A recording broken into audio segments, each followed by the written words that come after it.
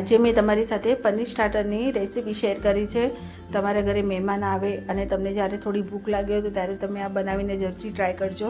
ઘરમાં બધાને પણ ખૂબ ભાવશે અને મહેમાન આવનારા છે તેને પણ ખૂબ ભાવશે। તો તેના માટે મેં 150 ગ્રામ જેટલું પનીર લઈ લીધું છે। હવે આપણે આ પનીરને સ્ક્વેર પીસીસમાં કટ કરી લેવાનું છે। આના ટુકડા થોડા તમારે મોટા જ રાખવાના છે, નહીં તો તમને પનીર શેકતા નહીં ફાવે। હવે આ રીતે આપણે બધા પનીરને શેકી લેવાનું છે અને જોઈ શકો છો કે કેટલો થીક રાખ્યું છે મેં। હવે આપણે કઢાઈ લઈશું, તેમાં મેં બટર લીધું છે। બટરને આપણે સારી રીતે સ્પ્રેડ કરી દેવાનું છે। હવે આ રીતે સ્પ્રેડ કર્યા બાદ આપણે તેમાં બધા પનીર મૂકી દઈશું।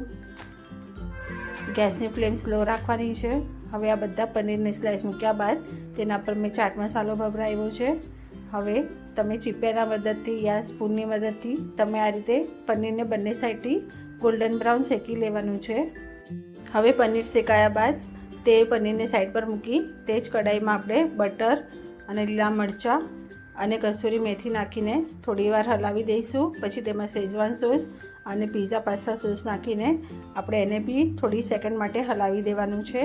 ગેસની ફ્લેમ સ્લો જ રાખવાની છે। હવે આમાં ચીલી સોસ અને ટમેટો કેચઅપ અને તલ નાખવાના છે।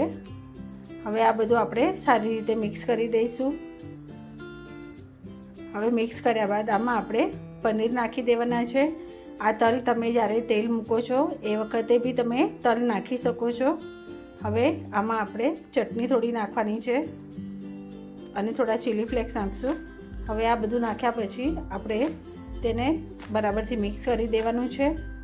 પનીર તમારે વધારે પડતું ના શેકાય છે તેનું ધ્યાન રાખજો, નહીં તો થોડા ચવડ થઈ જાય છે। હવે આપણી આ પનીર સ્ટાર્ટરની રેસીપી તૈયાર છે। તો કેવી લાગી તમને મારી આ રેસીપી? મારો જો આ વિડીયો ગમ્યો હોય તો મારા વિડીયોને લાઇક, શેર અને સબસ્ક્રાઈબ કરવાનું ના ભૂલતા। ફરી મળશું નવી રેસીપી સાથે।